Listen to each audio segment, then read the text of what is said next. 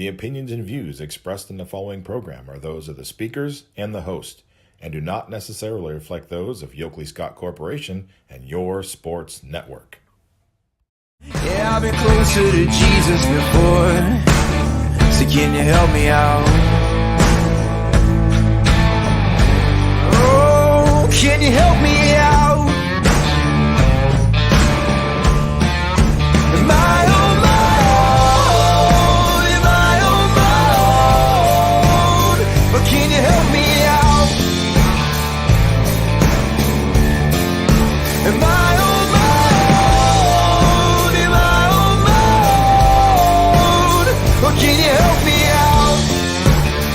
Can you help me out? I've been scared to look in my soul.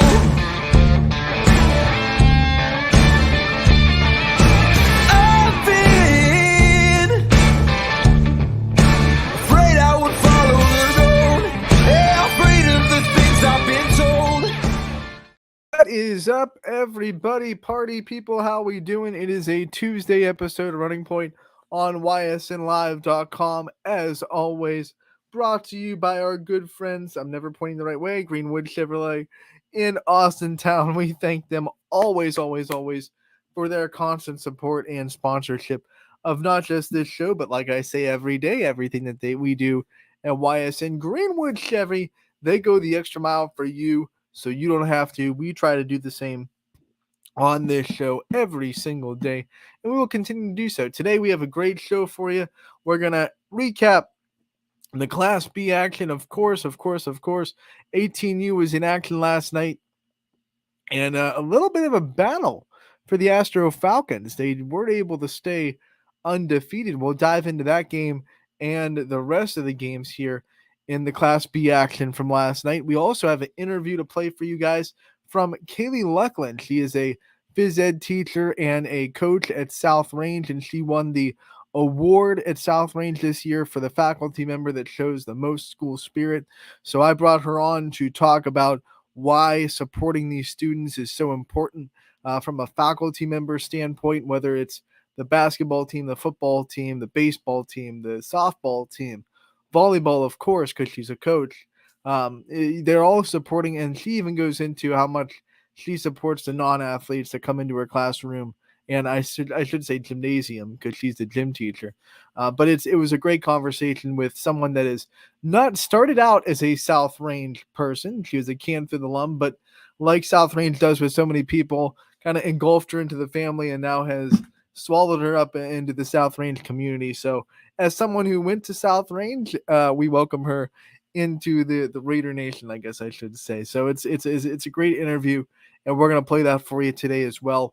So we're going to have some fun. Let's start with Class B baseball, though. Let's get a recap of last night's action like we always do. Going to pop it up on your screen so you can see what I'm looking at. That's not the right look. I don't want to be on the bottom of the screen. There you go. We'll pop it in there, and we'll see what happened in Class B baseball last night. We'll start from the top, and it was the Prospects taking care of Eagleware. Final score there, 8-2. Let's look and see what some of the big names were for Prospects last night in the 18U division. Prospects got 4 RBIs. Big night from Jake Carfangia from Warren JFK, one of the best players on that excellent team that won YSN Team of the Year this year. So a big night for him with 4 RBIs. Prospects also getting an RBI from Grady Harbaugh, as well as an RBI from Olindo Pizzone, who we know pretty well as well, the Struthers grad, with big things on his plate in Class B baseball. Carfangio went 2 for 3 with 2 runs scored.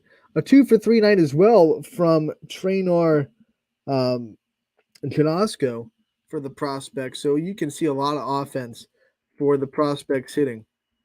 But pitching was on point too. And we can't not give love to the pitchers. And it was Matt Mraz who got the complete game win. 7 innings pitched, 2 earned runs, just gave up 5 hits. He struck out 6 and walked just 1. For Eagleware, it was Aiden Bowser that picked up the loss. 4 innings pitched for him. He did manage to strike out 3. Eagleware offense, they were able to score 2 in the bottom of the second to take a brief lead, and they had an RBI from Dylan Ocular and an RBI as well on a 1-for-3 day from Connor Dobiner. I hope I'm saying that right. Dobiner? Connor gets the RBI for Eagleware, and they get some positivity out of their offense. Prospects get the win 8-2. Next game on tap was the Athletics. They won 6-3 over Ballistic. Let's see what was the big difference in this game. On the box score, we see 2 runs in the top of the first, setting the tone for Athletics, and then they scored 4 in the 5th after Ballistic tightened up at 2 in the bottom of the 3rd. 1 run in the bottom of the 6th for Ballistic, just not enough for the comeback. Hits were pretty even, though. 8 hits for Athletics, just 7 hits for Ballistic, but the big glaring difference there, as you can see in the box score, 5 errors on Ballistic's side, and that will spell a loss more times than not. Big bats for Athletics. They had 2 RBIs from Steven Chiraco there. You can see him going 1-for-3 with the 2 RBI. And then also RBIs as well from Vinny Woods and Braden Pipoli. Woods went 2-for-3 with a run scored, and then Pipoli went 2-for-4 with 2 runs scored. CJ Frasco, a good day at the plate as well on a 1-for-3 night. Pitching wise for Athletics, not a bad job from Alex Nicholson. Complete game, 7 innings pitched, only gave up 3 earned runs, 7 hits, struck out 7. So a big strikeout night for him. Just walked 2. That's still a pretty decent strikeout to walk ratio.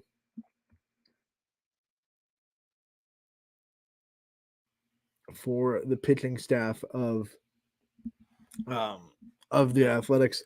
Look over at the Ballistic offense, 2 RBI from Ian Wong, who went 1-for-4, and then an RBI as well on a hitless day for Brady Harmon. Multiple hits, perfect day at the plate, though, for Tyler Wright. He went 2-for-2 with a walk, so a good day for him. And then a run scored for Luke Leonard on a 1-for-3 night for Ballistic Baseball.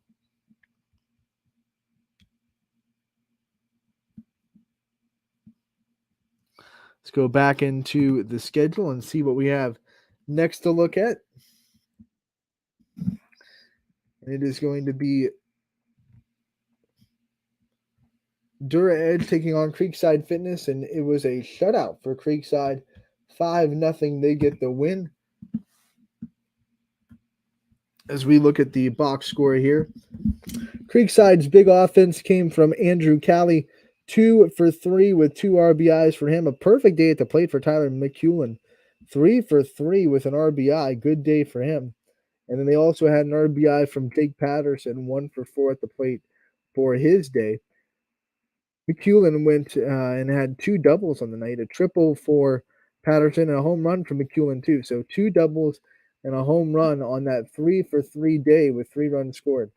So a big day for him. Creekside, and if it wasn't good enough for Creekside, I should say, he pitched 7 innings pitched, gave up no earned runs, just 2 hits and 5 strikeouts, no walks. What a day for Tyler McEwen for Creekside Fitness, doing it on both sides of the ball against Dura Edge, who obviously was shut out in this one. But it was a pretty close game for a long time. 3-0 Creekside after 2, but then it stayed 3-0 until the 4th. Creekside scored 1. 4-0, you can still see, there's a chance, but the way that McEwen was pitching, there's no chance at all for Dura Edge to come back. Just 2 hits allowed, 1 error on Dura Edge's side. A pretty clean baseball game on the defensive side. Just 1 error for Dura Edge, no errors for Creekside Fitness. So a great day for Tyler McEwen and Creekside as they win 5-0 over Dura Edge. Avalanche, another pretty good pitchers duel, wins 4-2 over Whiting. And we can see Avalanche setting the tone early with 2 runs in the first, 2 runs in the third, and then just holding off Whiting the rest of the way. Avalanche's offense came from a couple of different people. 1 RBI from Michael Ehrman, 1-for-1 day for him, 2 runs scored and an RBI. He also had an RBI on multiple hits from Santino Piccinelli, who went 2-for-3 with the RBI. And then Jacob Maddox went 1-for-2 with an RBI as well for Avalanche. Pitching, though, was pretty good for Avalanche as well, as Tyson Jakovich went 7 innings, gave up just a 1 earned run on 5 hits, struck out 7, walked none. The trend continues for the night, where we see a lot of pitchers have big strikeout to walk ratios and winning performances. For Whiting, they had a little bit of offense, and they had an RBI from Nick Parado, and as well as an RBI from Ben Miller. Just 6 hits on the day, and it was Corbin Sevic that had multiple hits. The only hitter in the lineup that had multiple hits for Whiting. He was 2-for-3 with a run scored. Not a bad pitching day for Paul Rabovich, who was the tough luck loser. Went 6 innings, 4 earned runs on 8 hits. Did strike out 8 and only walked 1. So both pitchers with pretty good strikeout to walk ratios. But in the end, it was Avalanche that gets the win 4-2. Then we'll go into the game that I teased before we got into this recap, and it was the Astro Falcons getting a little bit of a fight from Nightline. The pitching for Nightline, 4 runs against this lineup is actually pretty dang good. It kept them in the game, but Astro Falcons pitching was up for the task, which is what is a sign of a really good baseball team. When you can counter maybe one part of your game not being as good as it usually is, with the other part of the game just stepping up. I mean, when your offense isn't rolling, your pitching needs to be a little bit better, and then vice versa. When your pitching is struggling a little bit, your offense has to back it up, and the Astro Falcons have done that all season long, and last night was no different, as they win 4-1 over Nightline.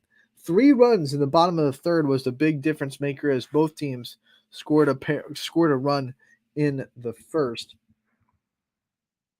Big bats for the Falcons. 2 RBI from Ben Slanker from Canfield, 1-for-2 day with a run scored for him.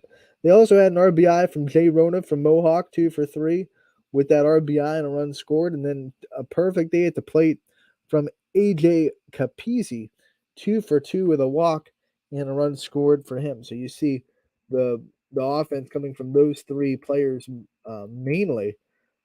Zach Herb also got a hit. He was 1-for-2 with a walk. But the pitching was on complete display, as Colton Rourke pitched 2 innings of hitless baseball, struck out 2. And then Kwan Baskerville had a big day, 5 innings pitched, gave up just 1 earned run on 4 hits, struck out 8 and walked 1. So once again, the big strikeout to walk ratio pays dividends for these winning pitchers. That seemed to be the theme last night in Class B baseball. High strikeout rate and a low walk rate. Nightline did get 1 RBI from Logan Kajovic, 2-for-3 day for him with that RBI. Their pitching didn't do that bad. 4 1/3 innings pitched for Jack Knight, giving up just 3 earned runs on 7 hits, striking out 4. And then Jake Dowie from Girard did pretty good in relief as well. 1 2/3, just 1 hit, no runs, and struck out 1 as well. So a pretty solid pitching performance by Nightline. They just could not get the offense going against Colton Rourke and Kwan Baskerville, who both pitched really well for the Falcons last night in 18U action. So those are the finals. Let's get an updated standings list, as the Astro Falcons still with the big lead. Now it's a 4.5 game lead, as Whiting dropped the game. 16-0, Astro Falcons trying to go undefeated on the summer. Whiting 12-5, still an impressive record. Ballistic 9-7, Athletics 9-8, Nightline 9-8, Prospects 8-9, Creekside 7-9, Avalanche 7-10, and then Dura Edge and Eagleware round out the bottom 4-12 and 2-15, respectively. Now, this standings might not be too interesting as far as the top. The Astro Falcons definitely running away with it, but remember, when it comes to Class B playoffs, when we see a bunch of teams kind of clustered with that 9-8-7 wins, they're going to be jockeying for positioning. Not everybody makes the Class B playoffs, so there's gonna be a really important games down the stretch between, I would say, Ballistic, Athletics, Nightline, Prospects, and Creekside, and Avalanche, all with wins ranging from 9-7. So, although Astro Falcons are running away with the top spot of the 18U division, still a lot of intrigue in spots 3 all the way down to 8. 3 to 8 are really clustered with nine wins, at least 7 wins, I should say, for all of those teams. So don't be fooled by the runaway in the top for 18U, not thinking that it's going to be interesting down the stretch of action this summer in Bobseen Park. Let's go to 16U, which is going to be in the action tonight, and see what games we'll have on tap on ysnlive.com. It is 16U night at the ballpark, and it will kick off with Creekside Fitness versus Prospects on scene 3 at 5:30. We'll also have Whiting taking on Athletics on scene 1 at 5:45. Also at 5:45, Nightline versus Dura Edge on scene 2. Then the nightcaps tonight are going to be Avalanche versus Astro Falcons. That'll be at 8 o'clock on scene 3. And then it'll be Eagleware taking on Ballistic on scene 1 at 8:15. While we get ready for those games, let's look at the standings and see who needs a win and where all these teams sit. We looked at them yesterday. Let's get a refresher. As the Astro Falcons a half-game lead over the Avalanche and Creekside, both at 12-4. 10-6 for Whiting. Athletics is 8-7. Prospects 8-8. Dura Edge 6-9. Nightline 5-11, Ballistic 3-13, and then Eagleware 2-13 to round out the standings. We've gotten you the games that are happening tonight. Let's go into what announcers are going to be calling the games as we go into Tuesday the 20th on scene 3. It's going to be Noah Ricks. I'm going to go back to the game schedule so we can see what games Noah Ricks is going to be calling on scene 3, which means he will get the start with Prospects in Creekside, and then he will also get a nightcap with the Astro Falcons taking on Avalanche. On scene 1, Matt Marr is going to be taking care of you. So he'll have Whiting versus Athletics, and then Eagleware versus Ballistic, and then Tim Corso will be on scene 2 for Dura Edge versus Nightline. All of those games can be found on ysnlive.com/live for free, completely for free, like all Class B games have been all summer long. We are going to take a break, and when we come back, we'll have that interview with Kaylee Luckland, the coach and teacher at South Range High School. So don't go anywhere. We'll be right back on Running Point, brought to you by Greenwood Chevrolet in Austintown. At Greenwood Chevrolet, we offer a worry-free experience for all our customers. From sales to financing and even service, we'll help build your perfect vehicle and lock in your trade value while your vehicle is being built. No worries. We guarantee financing, regardless of your situation or credit history. No worries. And when your vehicle needs service, our award-winning team will get you back on the road. No worries. That's what going the extra mile means. Only at Greenwood Chevrolet. Change. This one word can make you break out in a cold sweat. But with change comes wisdom, experience, and understanding. At Myers Family Insurance, we can help make changes in Medicare, insurance, and retirement a positive experience for you and your family. We've gone through changes, like our new office and new faces to help our family of clients too. For all your Medicare needs, call Myers Family Insurance. Check us out online at myersfamilyins.com or find us on Facebook. You're not waiting to see what the world has in store for you. It's more about what you have in store for the world. All you need is the opportunity. All you need are the resources of a large university and the advantages of a personalized academic setting where you can experience new worlds in the arts and sciences, business, and education and make them your own. We are where you shape your future. We are Youngstown State University and proud. Hi, I'm Colin Chupa. And I'm Kelsey Clem from K-Squared Marketing. Our boutique marketing firm specializes in media planning and buying, public relations, event marketing strategies, and strategic sponsorships. We can integrate our services with your existing game plan, or we can be your entire marketing team. Your goals, our game plan. Let's win together. Call K-Squared Marketing at 330-623-2730 or visit ksquared.marketing to learn more. When looking for home design inspiration, don't just be inspired, be Baird inspired. Whether new or remodeling, Baird Brothers has the latest trends like shiplap to refresh your home. Go from inspiration to installation with our wide selection of in-stock American hardwoods. From the rustic charm of antique oak to the warmth of traditional cherry, Baird Brothers has what you need to make your home inspiring. Baird Brothers, our family's heritage, your family's home. Quality, customer service, and integrity. Those are the 4 words that have driven our success since 1957 at Joe Dickey Electric. Joe Dickey Electric is one Mahoning Valley landmark business that stays current with the requirements of our customers. Family owned and managed, we are an electrical contractor and energy solutions provider.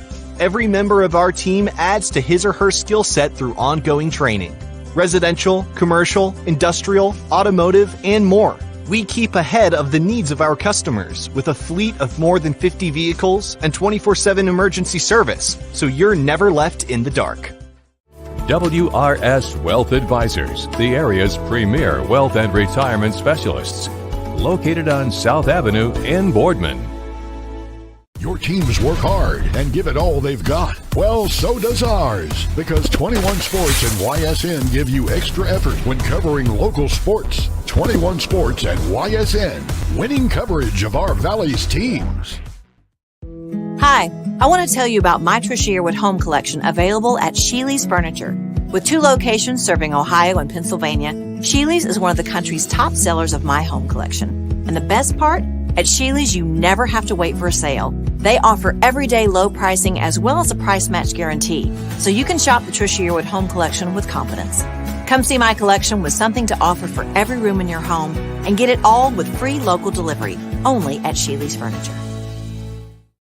Welcome back to Running Point on ysnlive.com. Hard to follow up Trisha Yearwood, I'll tell you that much. When you have a commercial that leads you right into me, that's rough, buddy.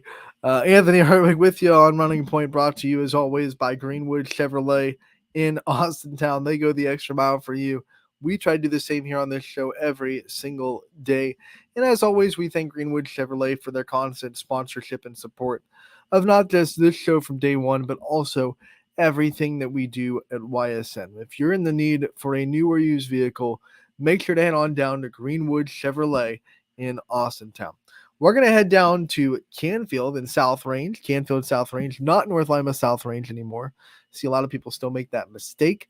It is Canfield South Range now, and we're going to play an interview with one of their faculty members and one of their coaches as well, in Kaylee Luckland, who won the award, which is voted on by the staff at South Range for the faculty with the most school spirit. And there's no one better. If you go to any sporting event, whether she's one that is coaching, like she does in volleyball and basketball, or whether it's not a sport that she's coaching, she's always there. She's always supporting these kids. And we just kind of talked to her about why that's so important, why it's important for these students, whether they be athletes or not, whether they're in basketball, whether they're in speech and debate, maybe they're in the drama club, whatever it takes for them to know that someone from the school system cares enough to come and show up to their things and support them in every way that they possibly can. How important that is for these young adults that are coming into high school, and even for Kaylee, who teaches all the way into elementary and middle school as well. Important for the children to know that they have someone that is not just going to spend, an hour or 2 hours or whatever it may be in a class with them and then forget about them after the rest of the day. It's someone that genuinely cares about her students, which is the fundamental core of a teacher. So we talked to her about her roots, how she got into South Range, not a South Range grad. So she kind of got swallowed into the South Range community. We welcome her as a South Range grad myself. I know it's hard to avoid the welcoming community of the Raiders or of Raider Nation. So we talked to her about how kind of South Range kind of became such a big part of her life and what the future holds and all really cool stuff. We also get a little bit of a preview, a little bit of a sneak peek into South Range volleyball, as she is the assistant coach with the volleyball team. And she actually talked with us in the middle of one of their youth camps that they were having yesterday. So without any further ado, here is Kaylee Luckland from South Range. We hope you enjoy this interview. Anthony Hartwig here with a very special interview out of South Range from South Range High School. Currently, Kaylee Luckland, aka Coach K, joining us today. Coach, and thank you so much for taking the time to join us today. Thanks for having me. We brought you on because you were recently awarded, I don't know the name of the actual award, but it's the award for a faculty member that shows the most school spirit in South Range. And that was a no-brainer, I think, from everybody that votes for that award. But before we talk about all that and why that's so important to you and the things that you do for the school, I want to go back to the beginning of your career at South Range. What got you into South Range, and when did the Raiders get their hooks into you, per se? Yeah, so Coach Cullen is actually neighbors with my parents, legendary Coach Cullen. He ran into my parents at Handles, actually, of all places, and said, Kaylee should be coaching. South Range is looking for a middle school basketball coach. And I really floated with it. I wasn't sure, if I was going to like it, if kids were going to like me, if I was going to like coaching. I'd always been an athlete, but never on that side of things. I have parents that are officials and coaches, so it was kind of which way was I going to go with things. And once I started, it felt like a home away from home. It was the community aspect. You had people like TJ Irons who were coming in every day to check on me and make sure I was okay and if I needed anything. And it felt like a home away from home from the jump. So it was really exciting to be part of their program. I mean, before that, did you have any kind of coaching experience or anything like that? Or is it just kind of, hey, let's try this out. Let's see how it goes? Yeah, no, I had really never officially coached in a titled position like that. I had done a lot of work with camps throughout my athletic career. And then I also officiated a little bit with my dad at some parochial leagues, St. Charles, St. Christine. So I had some experience there and some experience running some camps, but never the, 8th grade head coaching position. So it was a first time experience for me.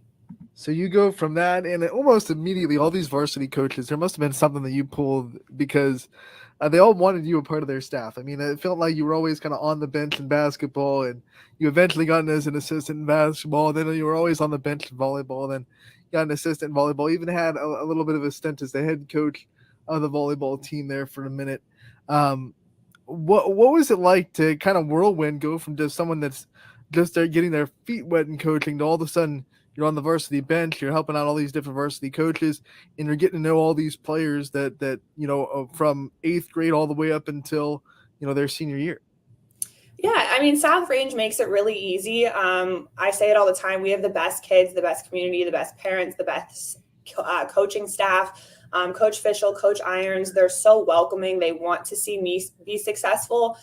So it's just really encouraging to have people like that around who just really want you to do well. And then that, just translates all the way down from 7th grade all the way up. And I'm a gym rat. So from the time I was little, having parents that were coaches and uncles and aunts and just being an athletic family, I've just always felt like the gym is a safe space. It's where I'm the happiest. It's where I feel like I can make a difference, hopefully, in a kid's life. And for me, coaching has really changed my life. It changed the career that I'm in now. It has changed my life. Every single one of these kids that I've coached, I genuinely love and want to see them be successful. And getting to watch them, from 7th grade on is really just a special experience. And it's exciting for me as a coach to watch them grow and develop.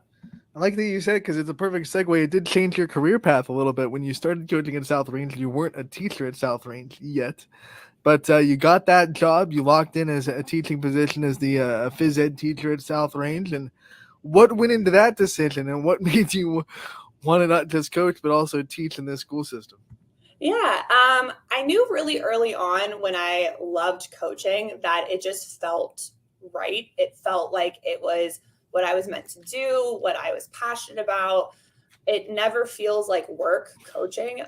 So it was just something that I really wanted to do. But like everything else, time is always, there's not a lot of time when you're coaching and working and doing all these things. So one of the blessings that came out of COVID for me was that really gave me the opportunity to get my teaching license.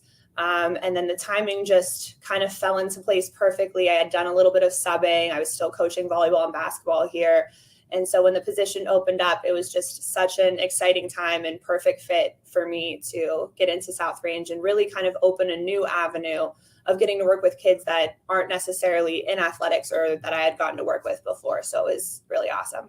You went from seeing these kids maybe 2 hours a night practice, maybe a game, to seeing them all day, probably all day and all night if you coach them.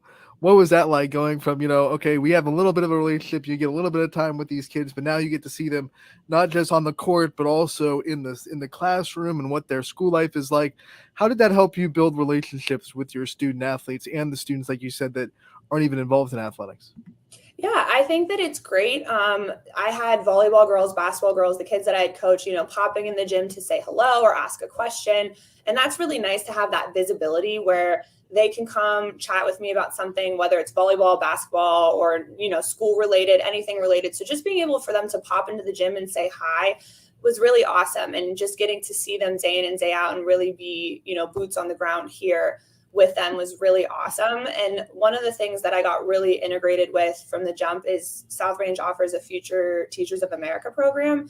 So I had a lot of high schoolers that were helping out in my gym classes every single period. And for me, that was a really cool experience to get to watch them interact with the elementary kids, which is really great that South Range is a K through 12 building because a lot of other schools don't get that experience. So for me, that was a really cool kind of pay it forward to get to watch them mentor and be role models for the younger kids was something really, really special and cool to me that I got to experience this year as a teacher. If anyone goes to any South Range sporting event, they'll probably see you there. This is why you got this award for school spirit from a faculty member. You're everywhere, whether you're watching, coaching. I have seen you taking tickets, whatever it takes to get into the school at a sporting event. What's so important about that from your perspective? Why do you make it such an effort to make sure, whether it be basketball, football, volleyball, cross country, name the sport as we're going into fall, but even winter and spring, why is it so important to you to make sure that these kids not only see you in the school, but also know that you support them in their non-school activities as well? Yeah, I think it goes back to I had really, really great influential coaches at at Canfield. So Coach Reel, his father, who was my 8th grade basketball coach, Coach Pavlansky, that really shaped the type of coach that I wanted to be and the type of person I wanted to be. And they were always supporting everything that we did and doing so much for us that it really influenced the type of person that I wanted to be in this role. And then to come in and have Coach Irons and Coach Fischel and Mrs. Coach Fischel, because she's on our volleyball staff, to see how they embrace the students and the programs. And it felt like such a good experience. And it was really important for me to keep that going from what I had learned previously. And then I just think that we're in a time where, mental health is so important, and being visible and being supportive and believing in these kids wholeheartedly and showing up for things that aren't just my sports and making sure that they know that I care about their happiness and their health. And, I don't care, I love when they continue to play my sports all the way through, volleyball and basketball. But if you find your passion is in speech and debate or choir or the play, how can I support you and how can I show up and just show you that I care about you more as an athlete? Because you know this and I know this, at some point your athletic career comes to a close. And for me, it's like I want to maintain those relationships and those foundations that those kids feel like I cared about them more as a person than I cared about them as an athlete. And that's really how I feel. So showing up for things, I think, just reinforces that I want them to know that I support them and that I want to see them be successful. Put you on the spot for the next couple questions. First of all, you watch a lot of sports, you coach a lot of sports, you're in fantasy football, your dad obviously refs college football, you coach volleyball, coach basketball, but what's your favorite sport to sit down and watch, whether it be in person or on TV? So my favorite sport to watch is football. Definitely. I'm a fantasy football girl. And I have to tell you, I was at Taylor Swift on Friday. I met Matthew Berry, who is a ESPN, well, he's now NBC fantasy football analyst. So that kind of made my whole day. But it's a good bonding experience for me and my dad, we do fantasy football together. And I really watching a good football game. So that's my favorite to sit down and watch. All right, gotta put you on the spot again. What's your favorite sport to coach? Like, what's the one? Like, if you had to choose one, it was end of the line. You can only coach one sport. Which one is it? Volleyball, basketball? Which one gives you the more fire? I guess I would say. I really, really enjoy volleyball. I'm a very technical coach, so I love tweaking form and making those tweaks that I feel like you get to make in volleyball, because it is a start and stop style game. In basketball, it's kind of on the fly. There's not a whole lot of like technical tweaking you can do or positioning or things like that. So I just really enjoy that aspect of volleyball, of getting to fine tune, because that's where I feel like kind of my strong suit is as a coach. So I would say volleyball, but I love my basketball too. And I love softball. I was a softball player, so I love, I haven't gotten into coaching softball, but I love my softball too. Well, I always joke about it. Like, when are you going to coach softball? You coach everything else in this school. Yeah. Coach track for a while, right? You had a track stint. So that's your favorite sport to coach. What was your favorite sport to play as an athlete?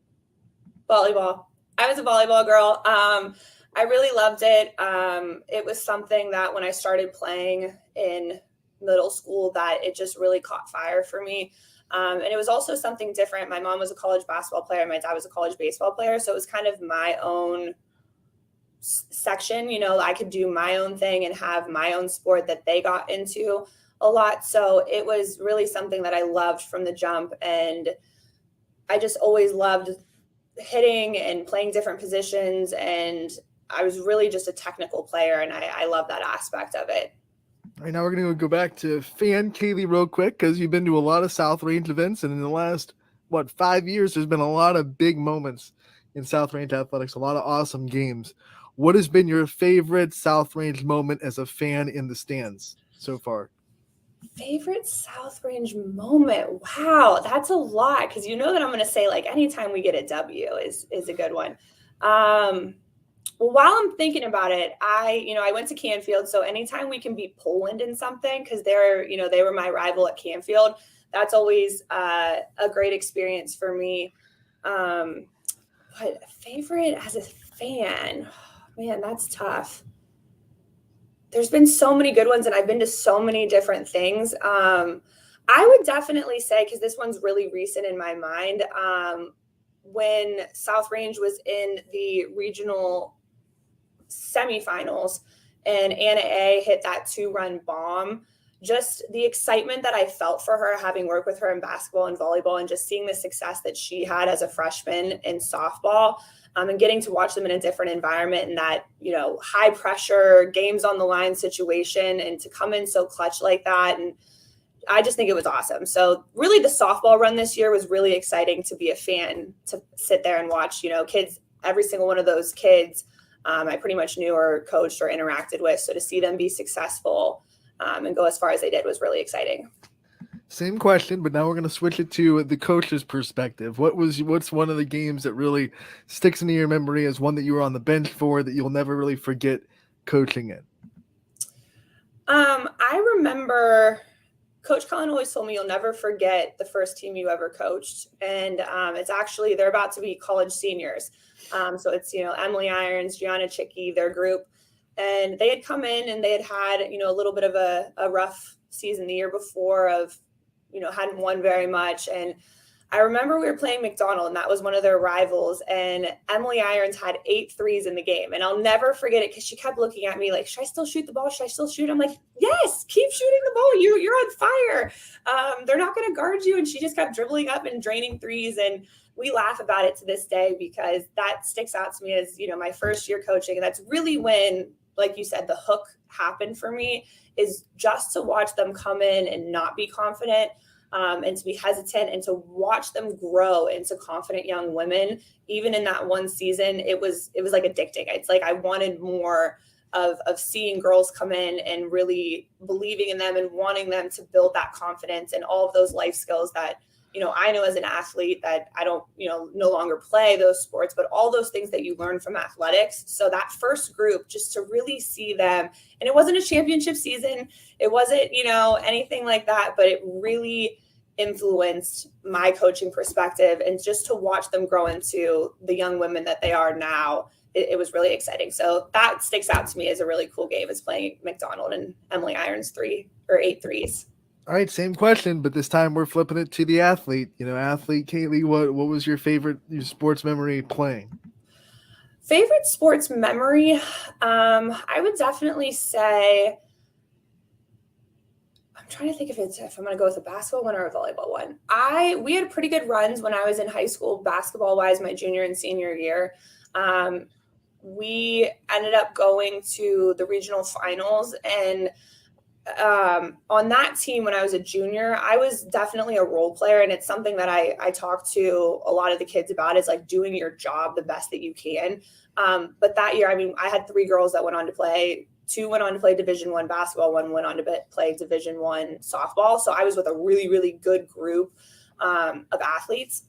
So I was a role player. And so we go into the regional finals, and, we didn't come out successful, but I really wasn't on their scouting report. And so just being able to have kids, my teammates, support me and encourage me. And I ended up having a really good game that day and kept us in, because they had scouted all of the starters, the D1, basketball players. So my coaches had a lot of confidence in me, and it was one of my higher scoring games during that run. So that was just cool. Even though we didn't win, my teammates were like, hey, you got this. So that was cool. And then the next year we ended up going back to the regional. So kind of a back-to-back regional season sticks out to me as a cool experience. All right, I want to look towards the future before we let you go. Obviously, you've set a lot of goals in your time at South Range. You've accomplished a lot of your personal goals. What's next? What's the future? What are some other bars that you're setting for yourself? Some things that you want to see yourself achieve this next school year? I definitely want to continue instilling paying it forward in the students that I teach and the kids that I coach with. And I'm also junior class advisor. So to me, it's really, really important. We had a field day this past year that we did with NHS, with one of the schools in our community, Fairhaven. So they have special needs kids that they work with. And it was one of the best days of my whole life. So I really want to continue the pay it forward, giving back to the community, getting kids giving back. And they're the best kids, and they blow me out of the water every time we do something like that. The way that they interact with others, the way that they give of themselves. And I really I know that's not an athletic thing, or, winning a championship or anything like that. But to me, it's just so important to really embrace that in volleyball, in basketball, in junior class, even within the school, is how can we give back to the community and how can we make other people around us successful. So I definitely want to do more service projects and more, things where we can give back as a team and as a community. So that's a big goal for me. We can't let you go without giving us a little sneak peek of the volleyball season. I know you're in a volleyball camp right now at South Range, and of course we'll have a detailed coach's corner with Coach Irons as the season gets closer and closer. But give us a little bit of a sneak peek, some things you're seeing, some things we should look forward to in South Range volleyball this year. Yeah, I joked with some of our seniors before I came in here, and I said I was going to give you guys a shout out. We have a really awesome group of seniors coming in. They are great athletes. They work super hard. More than that, they're great role models. They really want to see everyone in our program be successful. And I think that is the best way to grow a program, when you can set that legacy. And we've had really good groups of seniors. So they're continuing that on of, hey, we don't care if you're a freshman, sophomore, junior, senior. We want you to be successful because you're going to help us be successful as a program. So our seniors are phenomenal. They're great young ladies. They're great athletes. And then we have some youth coming in. We have some juniors and sophomores and a really awesome group of freshmen that are coming in that we're really excited about and the older kids are excited about, but they are volleyball players. They are diehard. So it's really exciting as coaches to see these groups come in that are ready to play volleyball and that they're working their butts off in the summer. And we have probably 15 kids, high school kids that are here helping out with our youth camp right now. So we're really excited for the future, but I think we have a really good mix of like some senior leadership with some young bucks that are coming in and they're going to make a splash in the league. So I'm excited. South Range is Coach K, the only one that matters. Thank you so much for joining us today. We'll see you again soon, and we can't wait to talk to you during the school season as well. Yeah, thank you so much. I appreciate it. Coach Luckland, Kaylee Luckland from South Range joining us. And once again, what a great conversation about what it means and what it means to students to step up. And I like though they used the words or the wordage show up. You have to show up for these kids and these students that you claim to care about, right? But you have to show it. A lot of these kids nowadays care about what you do more than what you say. And I think that's changed a little bit over the last 20, 30 years. I think, when you talk to coaches around whatever level, and you're going to these coaching clinics, and they're telling you how coaching has changed. I think one of the things they say is kids nowadays and college kids, whatever it may be, athletes nowadays, and this is probably going to blanket students as well. Students nowadays, they care about how much you care about them before they care about what you know. You know what I'm saying? So like maybe back in the day you could just be an analytical coach and just spit out X's and O's, and someone would follow you to a T and get in line and be like that. But now growth has become so much more apparent and faster, and now these kids are getting in high school and they want to know why you're asking them to do something instead of just you're doing it, fall in line, just go and do it. So showing up for them, showing them that you care before showing them what you know is pretty important. And I think Coach Luckland does that really, really well, not just as a coach, but also as a faculty member at South Range. So that's a great interview, and we look forward to seeing her and the rest of the volleyball athletes in the fall. And as we go into volleyball and we talk about volleyball, as we did in that interview, some breaking huge news out of the local volleyball community. Crestview's own Abby Emsch has verbally committed to the University of Pittsburgh. And I know that sometimes when because I think it's because it's not exotic, but when we see Pitt or YSU or Akron or Kent, when we see kids signed to those schools, I think sometimes because it's local and not exotic, it gets the effect of, oh, that's cool, and then just move on, right? Pittsburgh volleyball, for those of you that don't know, is one of the best volleyball programs in the country, period.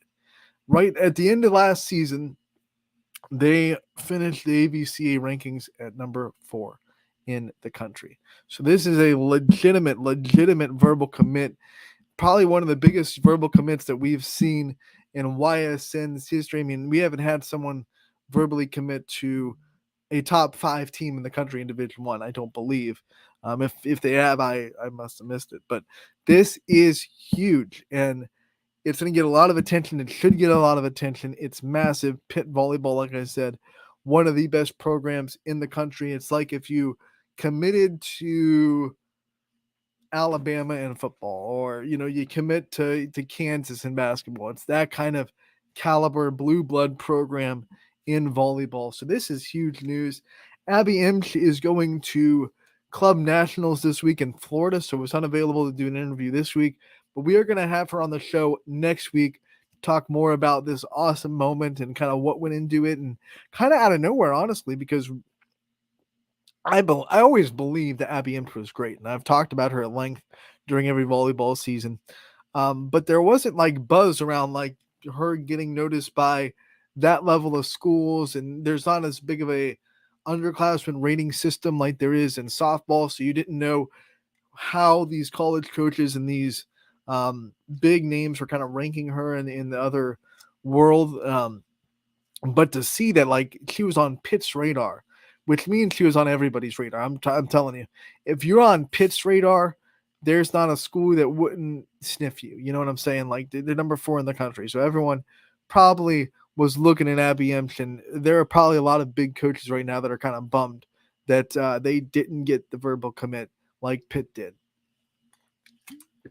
So this is huge news for Crestview volleyball and the in the Imsh family. They've already had one D1 volleyball player in Emily Imsh a couple of years ago go to YSU.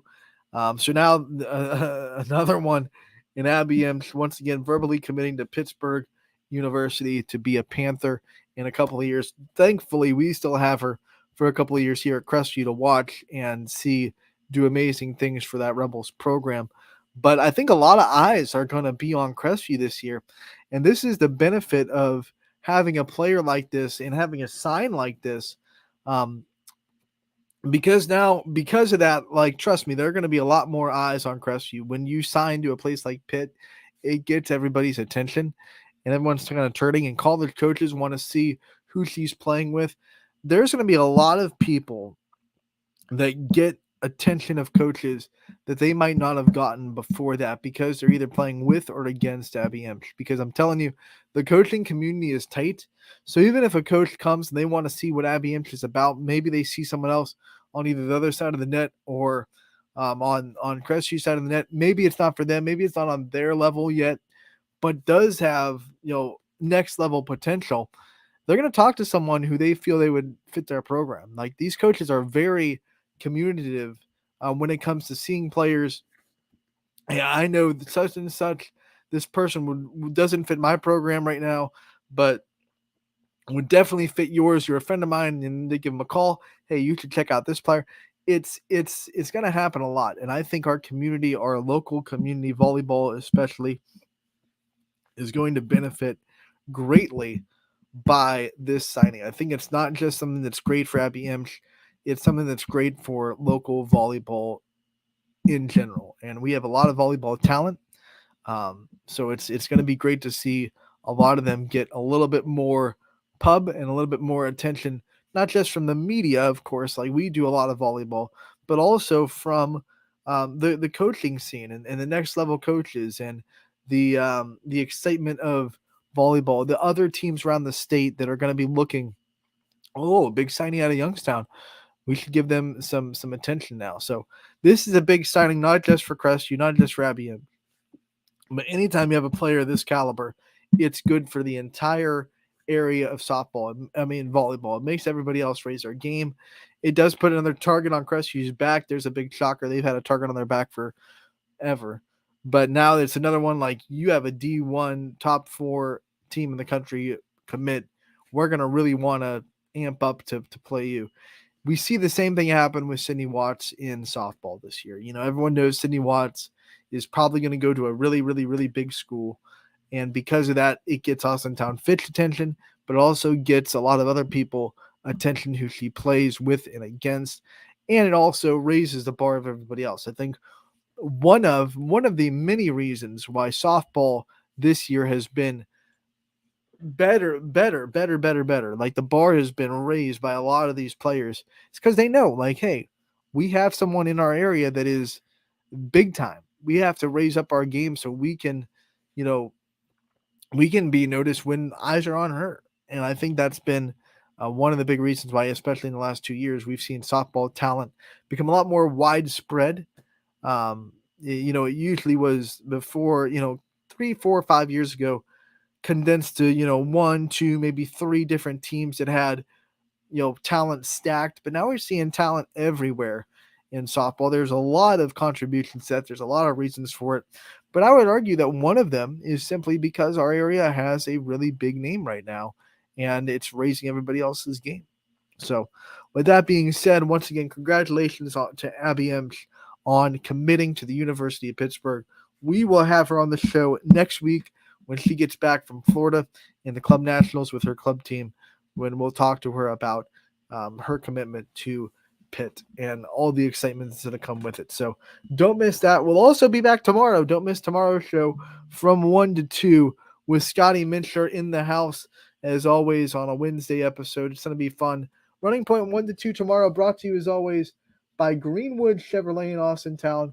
That'll do it for today. Please check out Class B baseball tonight. It's going to be a fun night of baseball at Bobstein Park. Either get down there to Struthers and see it, or watch it on ysnlive.com/live.